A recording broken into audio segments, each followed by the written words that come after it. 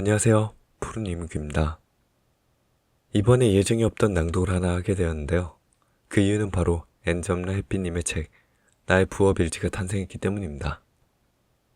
원래는 낭독 없이 글로만 리뷰할 예정이었지만 유려한 문체와 진정성 있는 이야기, 작가님 고유의 경험과 노하우까지 도저히 그냥 넘어갈 수가 없더라고요. 그리고 이전에 어쩌다 자세히 쓴 구매 전 리뷰 1편의 반응을 보니 햇빛님을 정말 기쁘게 해드리고 싶다 한 생각이 들어 오랜만에 마이크를 잡게 되었습니다. 하고픈 말은 많지만 이걸 다 했다간 저도 듣는 여러분도 힘들 것 같네요. 자세한 리뷰는 글로 남기며 낭독을 시작하도록 하겠습니다. 나의 부업일지 엔잡러 햇빛이음. 어쩌다 청소를 시작했냐고요? 사람이 싫어서요. 번호가 2개의 부업이 만든 머니 파이프라인. 그 과정을 버텨낸 단단한 멘탈의 기록을 담은 책. 좋은 땅 출판사. 프롤로그. 사람이 싫어서 청소를 시작했다. 정말 그게 이유였다. 상처는 언제나 사람에게서 왔다. 잘해준 만큼 돌아오지 않았고 믿었던 사람일수록 더 깊게 나를 아프게 했다. 말 한마디, 표정 하나에 휘청이는 날들이 쌓여갔다. 그래서 생각했다. 말을 섞지 않아도 되는 일이면 좋겠다고. 눈을 마주치지 않아도 되는 공간이면 더 좋겠다고. 그렇게 사람을 피해 청소를 시작했다.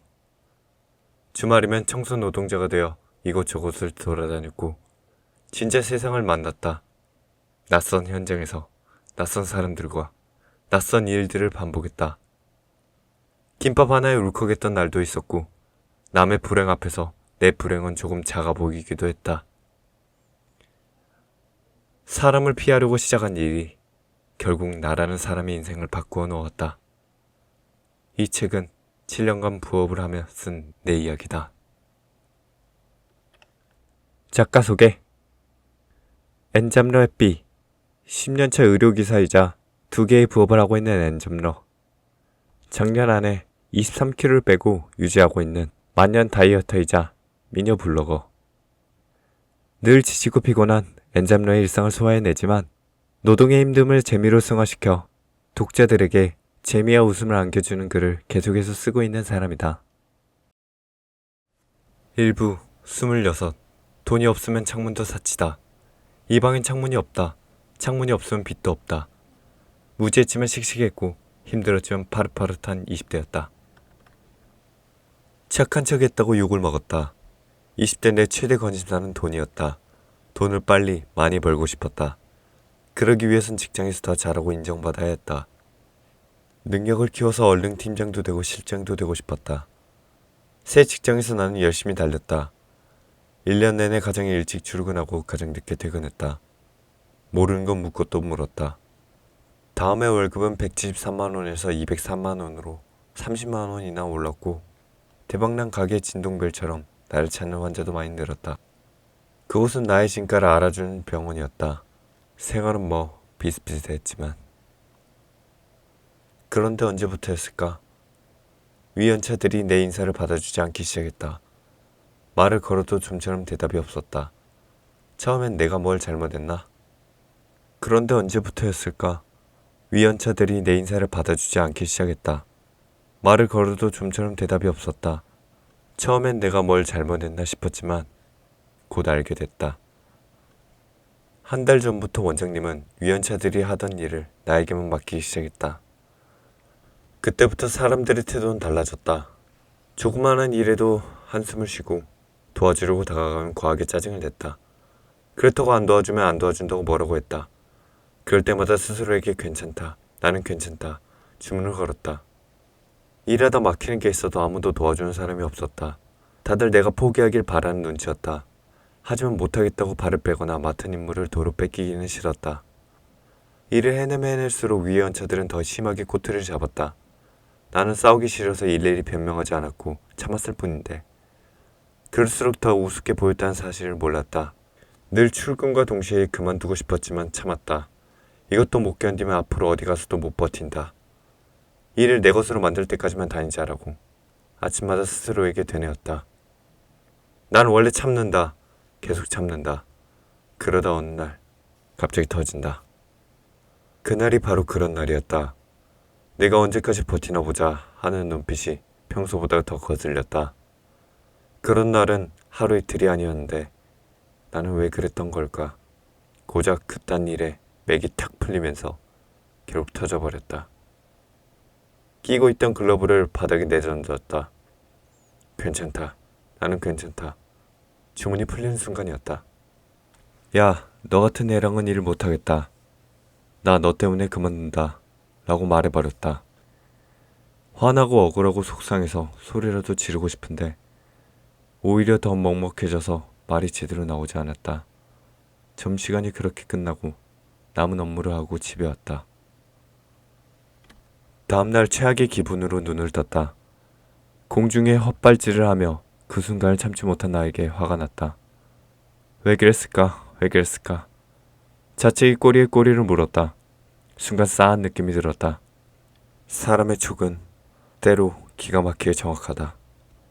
직업 커뮤니티에 들어갔더니 첫 화면에 유독 댓글이 많은 제목이 눈에 띈다. 제목은 싸가지 없는 후배. 한참을 망설이다 클릭했다. 클릭하자마자 단번에 알았다. 거기에 적힌 그 싸가지 없는 후배가 바로 나라는 것을.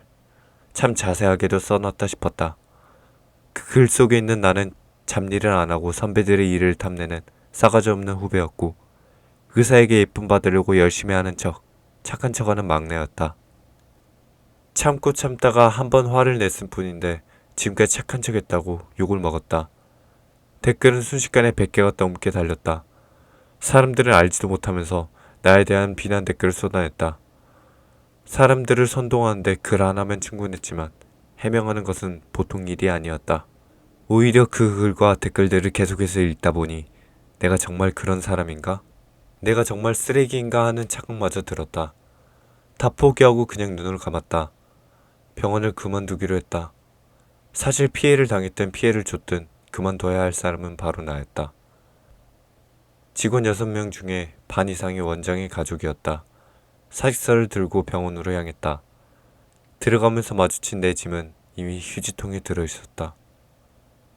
사직서를 내고 가는데 내 뒤통수를 바라보던 그 눈빛들이 아직도 생생하다. 그날 5층 계단을 오르며 다짐했다.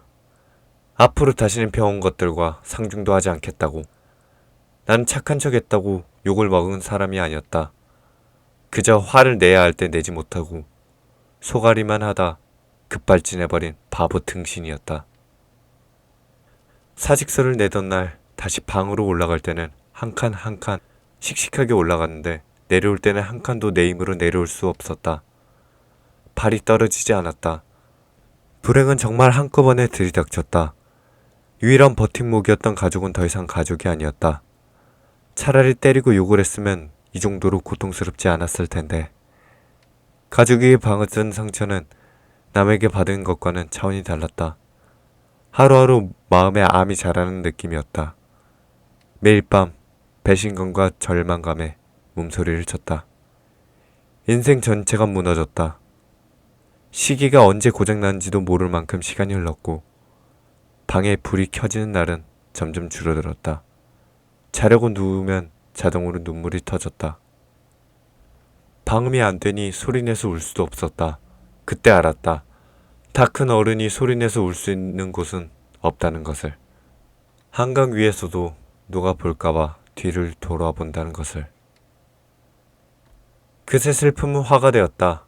내가 뭘 잘못해서 이런 일이 생긴 건지 분해서 잠이 안 왔다.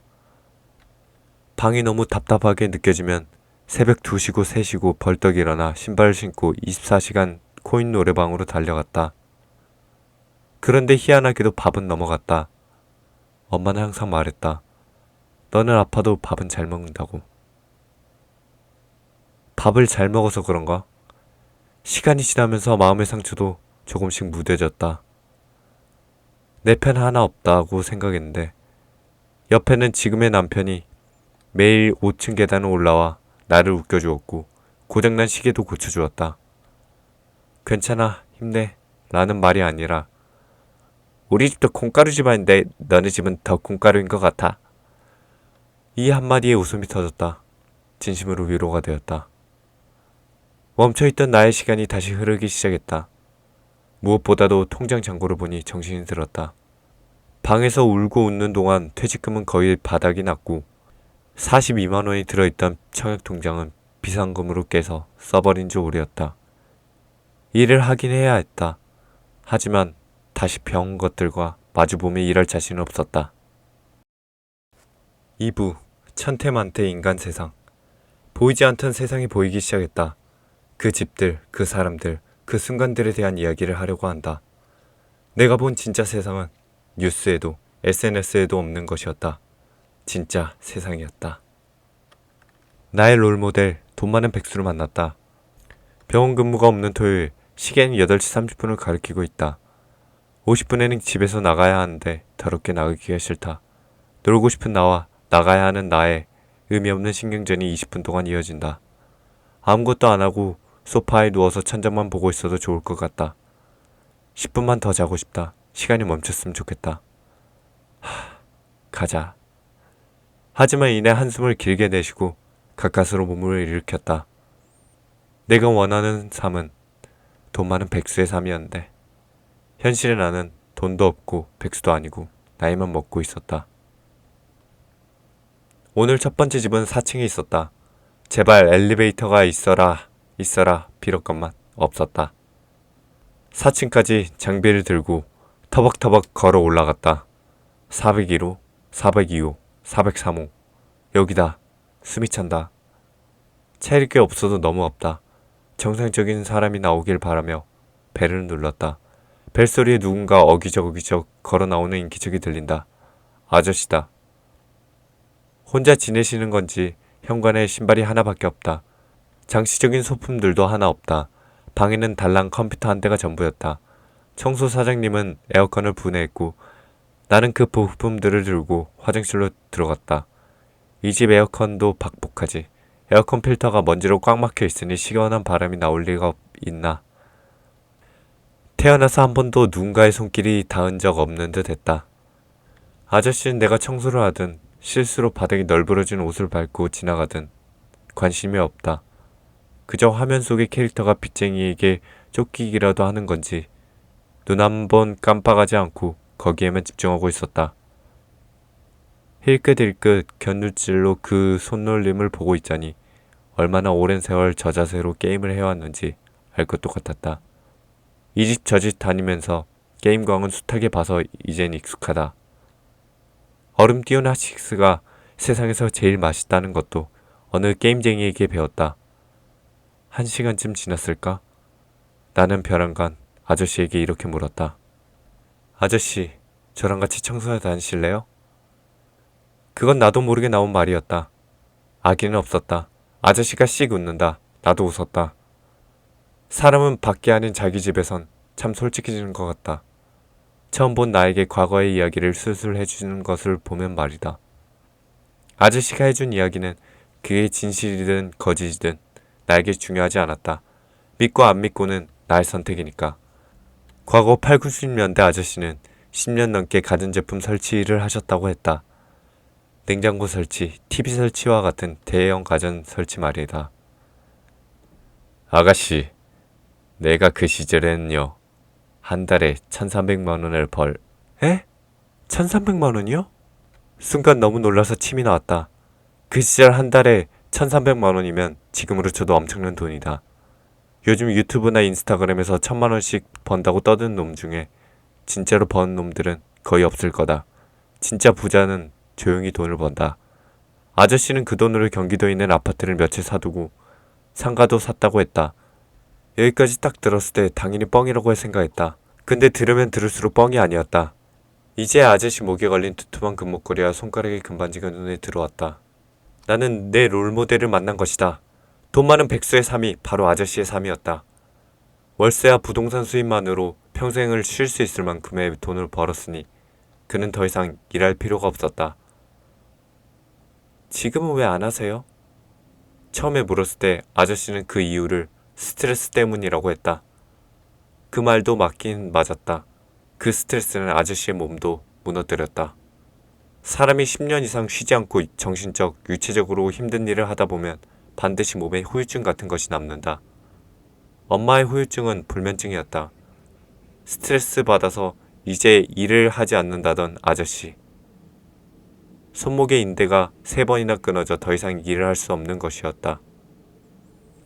양쪽 손목의 인대가 끊어짐과 동시에 아저씨를 묶고 있던 가난의 고리도 끊어졌다.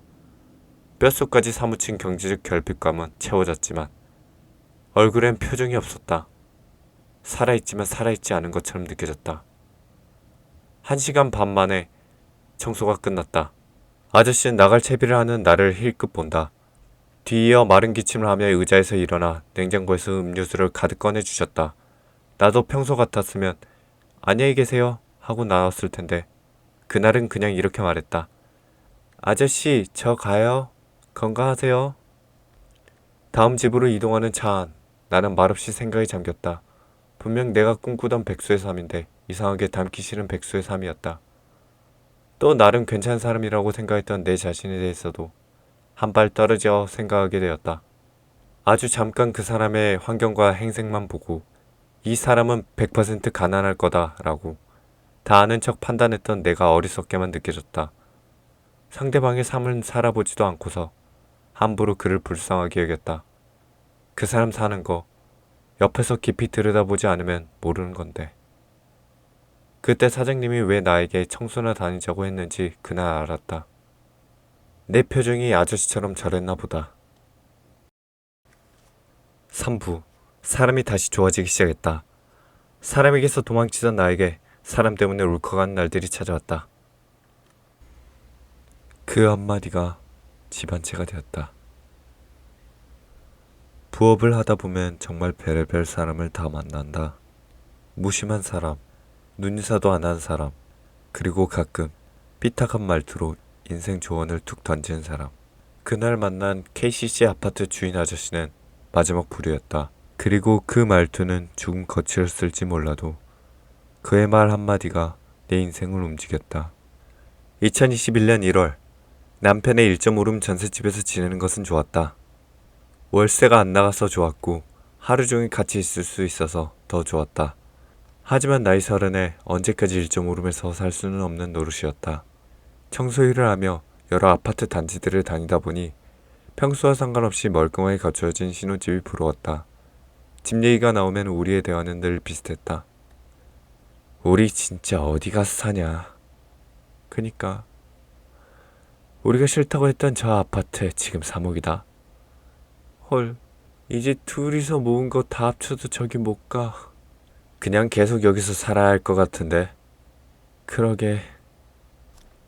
대화의 끝은 항상 그니까 또는 그러게였다. 결론도 방향도 없는 대화. 그 대화엔 언제나 현실에 대한 체념만 남아있었다. 둘 다 열심히 모은다고 모았는데 집값은 우리를 기다려주지 않았다. 오히려 기다려주지 않기로 작정한 것 같기도 했다. 이젠 집이라는 말만 나와도 세상이 얄밉게 느껴졌다. 금리가 어떻고 부동산 시장이 어떻고 주워들은 얘기들을 곧잘 늘어놓으며 문제는 우리가 아니라 세상이라며 온갖 핑계를 댔다. 주워들은 얘기는 많았지만 정작 우리에게 필요한 정책은 하나도 몰랐다. 못 살 거니까 그냥 포기한 거였다. 차라리 우리 돈에 맞춰서 어중간한 집을 고르느니 지금 사는 이 집에서 꿈이라도 꾸는 게 나아 보였다. 가보면 알겠지만 오늘 가는 KCC 아파트 주인 아저씨가 좀 별나. 사장님의 한마디에 나는 불 위에 올려진 마른 오징어처럼 쭈그러들었다. 왜요? 진상이에요? 그런 것 같기도 하고 아닌 것 같기도 하고. 청소하면서 흠 잡힐 일은 만들지 말라는 무언의 압박 같았다. 도착해서 얼마 지나지 않아 사장님이 한 말의 의미를 알게 되었다. 의심이 많은 사람이었다. 청소 시작부터 끝까지 팔짱을 끼고 가만히 서서 지켜보는 게 아주 유난이다 싶었다. 코로나가 다시 재유행할 시기라 다시 마스크를 쓰게 되었지만 눈빛은 정말 매서웠다. 덩치 크고 험악한 인상보다 표준 체형의 깔끔한 인상이 때론 더 공포일 수 있다는 걸 그때 알았다. 얼마나 예민하고 눈치가 빠삭한지 느껴졌다.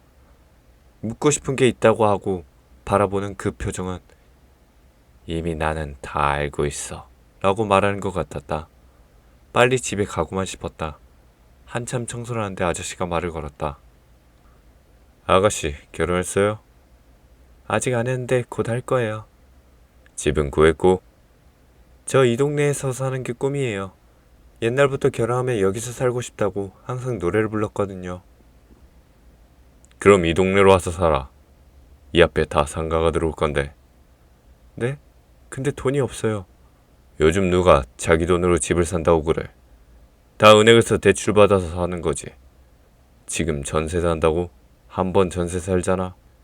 그러다 평생 전세 사는 거야. 그 말을 듣는 순간 속에서 불쾌함이 확 올라왔다. 아무리 생각해도 너무 쉽게 말한다 싶었다. 내 사정도 모르면서 뭐든 다 아는 척 툭툭 내뱉는 말투에 괜히 마음이 상했다. 하지만 지금 돌아보면 그 아저씨는 그냥 바른 말을 한 거다. 나는 그걸 내 기분대로 받아들이고 괜히 기분 나쁘다고 생각한 거였다. 아저씨가 나를 쳐다본 이유는 젊은 아가씨가 열심히 산다고 생각해서였다. 잠깐만 있어봐. 대출이 3억은 나올 텐데. 3억? 3억을 빌린다고? 그렇게 큰 돈을? 어떻게 은행이 나한테 3억이나 대출을 해준다는 건지 듣고도 믿을 수 없었다. 어려서부터 신용카드는 일절 쓰지 않고 빚 없이 현금으로 집을 장만한 부모님을 보면서 빚이라는 단어는 내게 두려움의 대상이었다. 없으면 없는 대로 살지 절대 빚은 내면 안 된다고 배웠다. 그런 내게 3억 대출받아 집 사라는 말은 너무나 무모하게 들렸다. 그때 아저씨가 말했다. 아가씨, 집을 살 거면 지금 사야 해. 나중엔 늦어. 생각났다. 저에게는 주인 아줌마였던 봉수 형이 나에게 정신교육차 했던 얘기들이었다. 늦어 라는 말이 나를 흔들었다. 그때부터 묘한 기분이 들었다. 마치 내가 오늘 집을 살 것만 같은 느낌이랄까? 갑자기 아저씨가 흰 종이 위에 뭘 쓰기 시작한다. 가만히 보니까 동호수를 쭉 적고 있다. 적다가 뭔가 마음에 안 드는지 매직으로 9동과 7동은 찍찍 긋는다. 뜬금없이 청소하는 걸 감시하다 말고 동호수가 적힌 종이를 주면서 가서 집을 보고 오란다. 당황스러웠지만 아저씨 말대로 종이를 받아들고 집을 보러 갔다. 옆에 있던 청소 사장님도 가보라 하길래 그냥 갔다. 다른 집은 집주인이 외출 중이라 일단 1동만 보기로 했다. 1동 12층에 엘리베이터가 멈추고 문이 열렸다. 벨을 누르니 안에서 누가 나온다. 젊은 신혼부부였다. 어느새 나는 이 아파트에 청소하러 온 사람이 아니라 집 보러 온 사람이 되어 있었다. 아저씨가 적어준 3개의 집은 남양의 10층 이상인 집들이었다. 베란다가 탁 트인 게 말도 못하게 좋았다. 거실 창문으로 들어오는 햇살은 눈이 부셨다. 멀리는 산이 보이고 앞에는 상가가 바로 보였다. 집에 대해 아무리 몰라도 이 집이 좋은 집이라는 것은 보자마자 알았다. 또 신혼부부가 집을 얼마나 예쁘게 꾸며놨는지 방 구석구석을 보다 보니 진심으로 여기가 내 집이었으면 좋겠다는 생각이 들었다. 다른 집은 볼 필요도 없었다. 나도 내가 귀신에게 홀렸던 것 같다. 집으로 와서 남자친구와 집에 대해 한참을 얘기했다. 남자친구는 신발 한 켤레를 사는데도 이틀이 걸릴 정도로 신중한 사람이다. 그는 좀 더 기다려보자 라는 말만 반복했다. 언성이 높아졌고 내 이름으로 대출을 낼 테니 상관하지 말라고 바득바득 우겼다. 결국 그가 잠시 전화를 받으러 나간 사이 나는 집주인 계좌로 계약금 300만 원을 송금해버렸다. 그게 끝이었다. 한 달 뒤 내 이름으로 된 30년짜리 3억 원의 대출이 시작됐다. 그때 내 통장에는 4년간 월급과 부업으로 모은 돈 1억과 부모님이 결혼자금으로 주신 돈 2천이 합쳐져 1억 2천만 원이 조금 넘게 있었다. 목적 없이 쌓아만 오던 돈이 한순간에 집이 되었다. 엄마는 소식을 듣고 마트에서 수박 고르듯 집을 샀다며 어이없어 했지만 곧 이렇게 말했다. 사실 집은 그렇게 홀린 듯이 사는 거야. 지나고 보니 맞는 말이었다. 그리고 그 아저씨가 했던 말도 다 맞는 말이었다. 그때 나는 아저씨가 했던 말의 무게를 견딜 준비가 안 됐던 것 같다. 듣는 척은 했지만 사실 마음을 닫고 있었다. 내 길을 막은 건 아저씨가 아니라 결국 나 자신이었다. 맞는 말이었는데도 내 자존심과 기본으로 받아들이기를 거절했던 말들. 시간이 지나고 나서야 그 말들이 얼마나 감사한 말이었는지 알게 됐다. 그건 간섭이 아니라 자신이 먼저 겪고 넘어졌던 돌부리들을 알려주려는 마음이었다. 집을 사고 나서도 한동안은 실감이 안 났다. 남의 집에 와 있는 기분이랄까? 퇴근을 하면 지금 집이 아닌 전세방으로 가는 버스를 타야만 할 것 같았다. 밤마다 누워 이런 생각을 했다. 지금 다시 원룸으로 돌아가라고 하면 돌아갈 수 있을까? 대답은 언제나 같았다. 나를 아는 사람들은 나더러 기회를 잘 잡았다고 말했고 누군가는 운이 좋았다고 말했다. 그 기회와 운은 그냥 온 게 아니었다. 쉬고 싶은 것을 참았고 사고 싶은 걸 포기했고 가고 싶은 곳을 미뤄가며 본업과 부업으로 모은 5년의 시간이었다. 계약날 부동산에 가기만 하면 되는 줄 알았다. 그런데 계약날 인감 도장이 필요하다는 걸 그 전날 밤에야 알았다.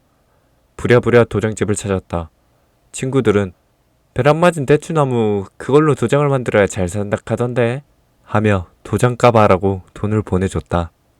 농담처럼 건넨 돈이었지만 진심으로 고마웠다. 그렇게 생애 처음 인감 도장을 만들었고 계약금 1억을 내고 나서야 알았다. 그건 끝이 아니라 시작이었다는 것을. 돈 들어갈 곳은 여전히 줄을 서 있었고 그해 여름 모자란 돈을 벌기 위해 닥친 대로 에어컨을 닦았다. 아껴도 지독하게 아꼈던 시기였다. 4부. 돈은 조용히 모으는 것. 돈, 티내지 않고 모아야 더 잘 모이는 법. 월급은 미래의 나에게 보내는 돈. 이제는 월급 외에 수입이 없다는 사실은 상상조차 할 수 없다. 부업을 하면서 컨테이너부터 대저택까지 다양한 집을 드나들며 하나 확신하게 되었다. 돈을 벌 수 있는 시기는 정해져 있다는 것. 지금이 바로 그때라는 확신. 지금 본업으로 버는 월급은 오롯이 미래의 나를 위해 쓰여야 한다. 현재의 생활비는 부업으로 벌어서 써야 한다. 벌어둔 돈을 쓰기 시작한다면 그건 나의 노후를 조금씩 갉아먹은 것이다. 공감 능력으로 말이 많은 요즘 세상. 남에게 공감하려 하기 전에 미래의 나 자신에게 공감하는 법부터 배워야 한다. 무엇보다도 세상에서 가장 소중한 것은 나 자신이니까. 불법이 아니라면 어떤 일이든 괜찮다. 월급 이외의 수입을 위해 고민하거나 실행에 옮겨보려는 사람이 있다면 그 사람은 이미 반은 성공한 것이다. 찾고자 하는 사람 앞에는 반드시 맞는 일이 나타난다. 삶의 정답은 없다. 누구든 각자의 방식으로 살아가면 된다. 그리고 그 과정은 단지 돈을 버는 시간이 아니라 내가 나를 더 깊이 알아가는 시간이 된다. 한 번 사는 인생이다. 적어도 나 자신만큼은 충분히 알고 떠나는 삶이면 그건 꽤 괜찮은 인생이 아닐까? 에필로그. 사람에게서 도망치던 나에게 이제는 사람 때문에 울컥하는 날들이 찾아왔다. 처음엔 그랬다. 사람이 무서워 피했고 돈이 필요해서 시작했다. 그냥 살아보려고 그것뿐이었다.